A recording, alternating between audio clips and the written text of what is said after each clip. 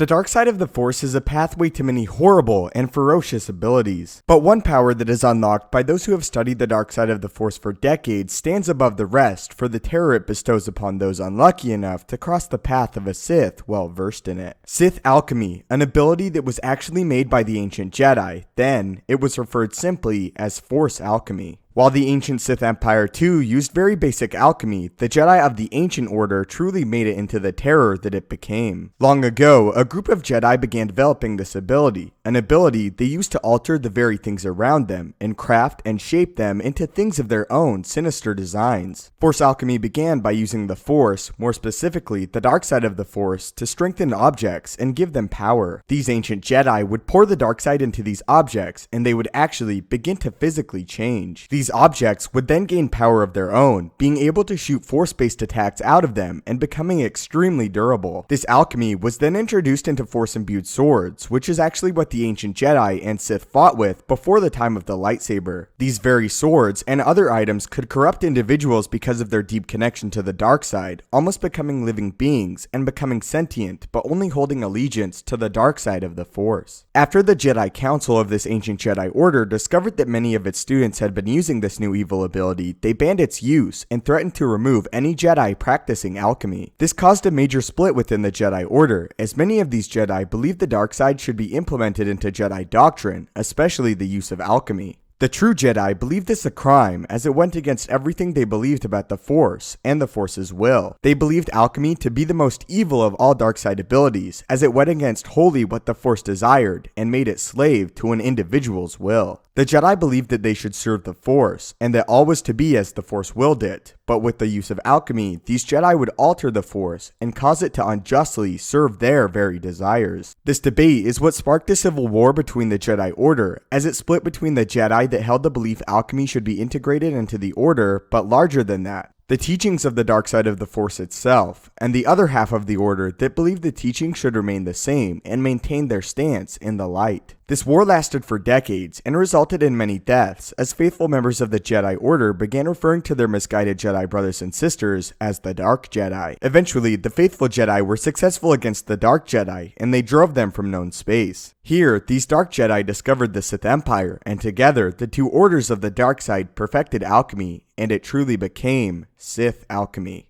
Not only did this new generation of Sith use the ability on inanimate objects, but they began implementing it on living beings and creatures. Using Sith Alchemy, the Sith could completely cause nearly any creature to fall under their control, creating armies of altered mutant monsters at their fingertips and the fingertips of the Sith Empire. Through more experiments with the ability, the Sith discovered it would transform individuals into bloodthirsty creatures that again served only the Sith and the dark side of the Force. Upon further exploration, a Sith king learned that he could reanimate the dead by using alchemy, bringing fallen Sith back to life, but with them operating more like zombies than the students of the dark side they were in life. Nonetheless, these Sith zombies became a powerful tool for the masters of the dark side of the Force. In the following generations of the Sith, one Dark Lord rose above the rest for his talent with alchemy. This Sith Lord, whose name was Naga Sadow, developed poisons with the ability, capable of killing the most physically powerful of all life forms, or transforming others. Sadow even offered to teach other select Sith his discoveries in alchemy, but first he required a sacrifice. But ask me the secrets of Sith alchemy, and I would ask you for 3 measures of blood,